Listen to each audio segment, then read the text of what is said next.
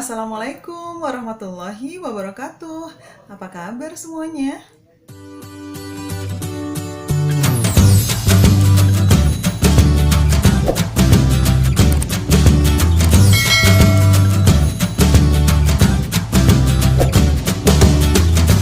Sahabat YouTube dimanapun Anda berada, terima kasih sudah stay tune di Andi Ilmi Sugiharti YouTube channel.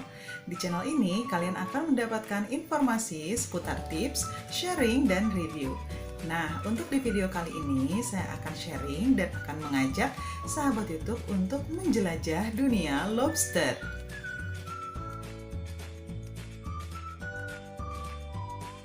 Dari itu, alangkah lebih baik jika lobster yang ketersediaannya sangat melimpah di Indonesia ini, apalagi benih-benih lobster yang sangat melimpah, alangkah lebih baik jika kita melakukan teknologi pembesaran budidaya lobster yang ada di Indonesia agar kita menjadi negara eksportir lobster yang terkenal di seluruh dunia. Karena itu, benih-benih lobster yang keberadaannya sangat melimpah di Indonesia ini perlu kita manfaatkan, dan dimanfaatkan di sini adalah untuk dibesarkan secara budidaya di negara kita Indonesia.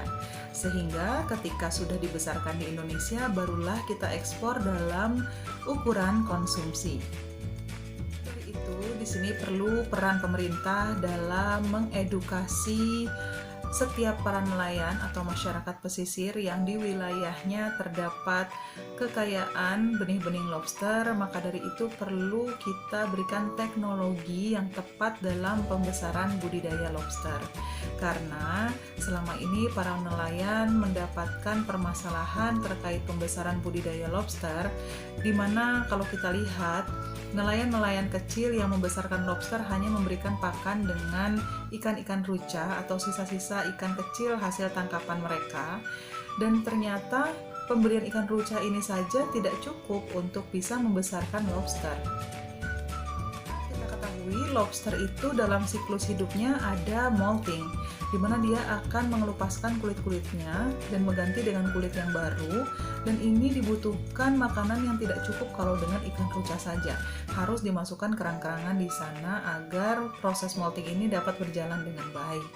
Maka dari itu setelah molting maka dia akan menambah berat badannya. Sehingga untuk proses pembesaran ini perlu diberikan penyuluhan-penyuluhan kepada para nelayan agar mendapatkan teknologi yang tepat dalam pembesaran budidaya lobster ini.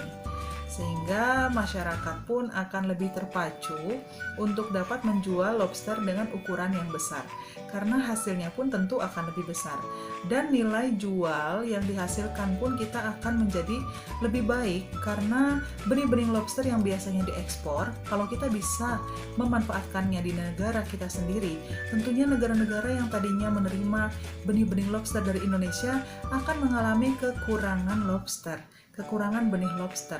Sehingga jika mereka kekurangan benih lobster, tentunya kita yang berpeluang besar untuk menjadi negara yang paling besar untuk menghasilkan lobster ukuran konsumsi. Dengan memanfaatkan benih-benih lobster yang ada di perairan Indonesia ini, tentunya ini dapat memberikan manfaat untuk negara kita, terutama para pembesar budidaya lobster yang ada di Indonesia. Karena dengan diekspornya benih-benih lobster yang ada di Indonesia, petani ikan yang melakukan budidaya pembesaran lobster ini mengalami kekurangan stok benih di dalam negeri sendiri. Maka dari itu, jika kita bisa membesarkannya di Indonesia, kita harus banyak memberikan edukasi kepada masyarakat tentang teknologi pembesaran lobster agar kendala-kendala yang dialami oleh para petani itu dapat diminimalisir, seperti kendala pakan, kendala penyakit, dan lain sebagainya.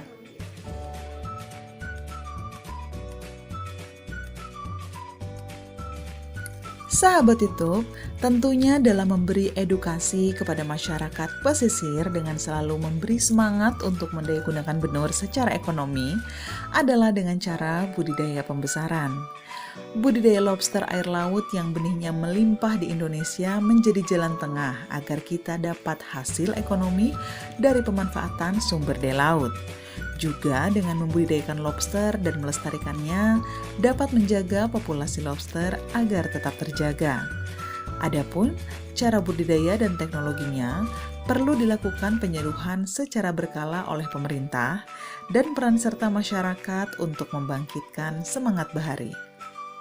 Sahabat YouTube, informasi yang perlu diberikan kepada masyarakat terkait budidaya lobster yang dapat dilakukan oleh pemula, diantaranya adalah pemilihan lokasi yang tepat, di mana kita ketahui bersama bahwa lobster merupakan plasma nutfah yang hidupnya sangat erat dengan alam.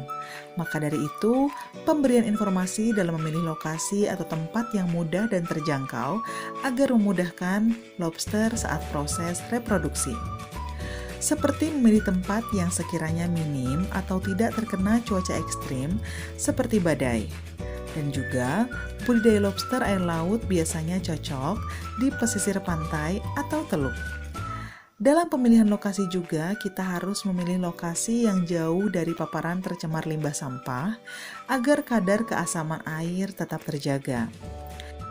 Sahabat YouTube, kedalaman yang dibutuhkan untuk budidaya lobster pun harus diperhatikan, sekitar 5-15 meter di bawah permukaan laut. Karena habitat asli lobster adalah dasar pantai yang memiliki dasar berpasir ataupun berkarang. Kecepatan arus juga harus diperhatikan, di mana arus yang baik adalah sekitar 25-50 cm per detik.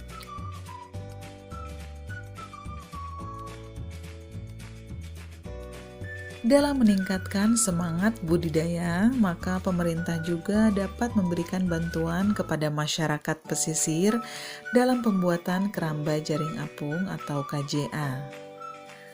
Di mana KJA yang dibuat untuk bisa menampung jumlah lobster antara 20-50 ekor per kolam.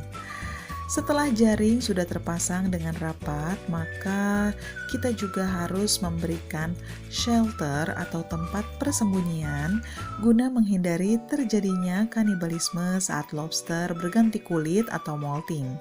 Karena benih lobster memiliki tingkat survival rate yang rendah. Untuk membuat shelter atau tempat persembunyian, dapat menggunakan sebuah bambu yang ditenggelamkan di dasar jaring atau dapat juga menggunakan rumput laut sebagai shelter.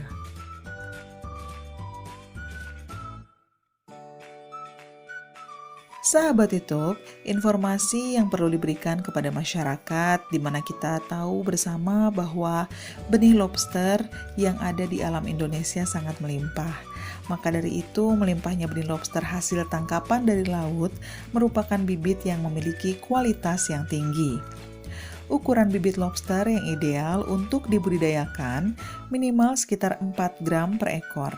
Akan lebih baik jika memilih benih yang sudah mempunyai berat antara 10-30 gram per ekor. Jika kita mendapati benih yang kurang dari 4 gram, maka dapat dilakukan pendederan terlebih dahulu. Setelah mendapatkan benih, maka sebelum penebaran di KJA harus dilakukan karantina terlebih dahulu. Dan juga perlu dilakukan aklimatasi, di mana aklimatasi dilakukan dengan mengapungkan plastik berisi benih lobster di atas permukaan laut, supaya lobster dapat menyesuaikan suhu yang berada di KJA. Proses ini membutuhkan waktu sekitar 25 sampai dengan 30 menit. Sahabat YouTube, pemberian pakan pada lobster juga merupakan satu penentu kesuksesan dalam pembesaran budidaya lobster, di mana dengan memberikan pakan ikan rucah segar, tiram yang sudah dipotong kecil-kecil dapat menambah nutrisi pada lobster. Dan tak lupa kita harus menambahkan kerang-kerangan yang dapat berguna ketika lobster sedang molting atau berganti kulit, karena setelah fase molting ini maka lobster akan menambah berat badannya. Dan jangan lupa untuk memperhatikan kebersihan keramba jaring apung dari sisa makanan yang ada pada kolam, agar tidak menjadi amonia akibat pembusukan yang dapat meracuni lobster. Kebersihan ini tentunya harus dijaga sampai masa panen tiba. Sahabat YouTube, untuk masa panen dari lobster dapat dilakukan saat lobster memiliki ukuran yang besar dan sudah bisa diperjualbelikan. Alangkah lebih baik jika kita memanen lobster dengan ukuran 200 gram ke atas. Namun di pasaran sekitar 120-200 gram per ekor sudah dapat diperjualbelikan. Masalah waktu panen tergantung saat penebaran benih dilakukan. Untuk bibit ukuran 5-10 gram per ekor, maka dibutuhkan waktu sekitar 10 bulan untuk mencapai ukuran 120 gram. Jika bibit yang ditebar ukuran 10-15 gram per ekor, maka dibutuhkan waktu 6-8 bulan untuk panen.